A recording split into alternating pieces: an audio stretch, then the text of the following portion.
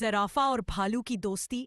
जंगल के सरसब्ज मैदान में एक लंबा जर्द धारीदार ज़राफ़ा रहता था, जिसकी बड़ी बड़ी आंखें और लंबी गर्दन उसे सबसे मुनफरिद बनाती थी। वो हमेशा दूसरों की मदद के लिए तैयार रहता था। एक दिन जब वो दरख्तों से पत्ते तोड़कर खा रहा था, तो करीब ही एक मोटा भूरा भालू नजर आया जो कुछ परेशान लग रहा था। ज़राफ़ा ने नीचे झुककर पूछा, भालू भाई, क्या बात है? तुम इतने उदास क्यों हो? भालू ने गहरी सांस लेते हुए कहा, मैंने आज खाने के लिए कुछ नहीं पाया, सारा जंगल छान लिया। ज़राफ़ा ने मुस्कुरा कर कहा, तो फिर मेरे साथ चलो, मैं तुम्हें कुछ अच्छे फल दिखाता हूँ। भालू खुशी खुशी उसके साथ चल पड़ा।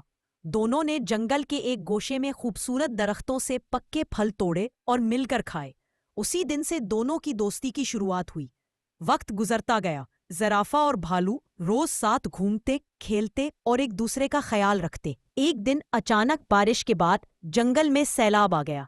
नदी का पानी बहुत तेज बह रहा था। कई जानवर फंस गए।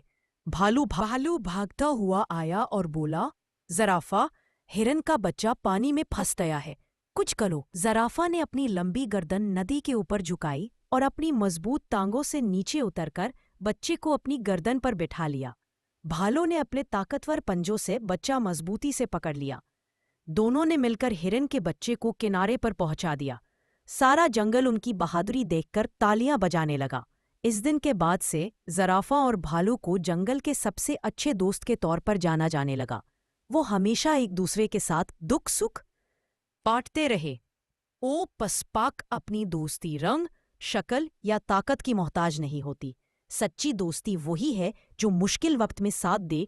हमारा चैनल सब्सक्राइब करें और बेल आइकन जरूर दबाएं।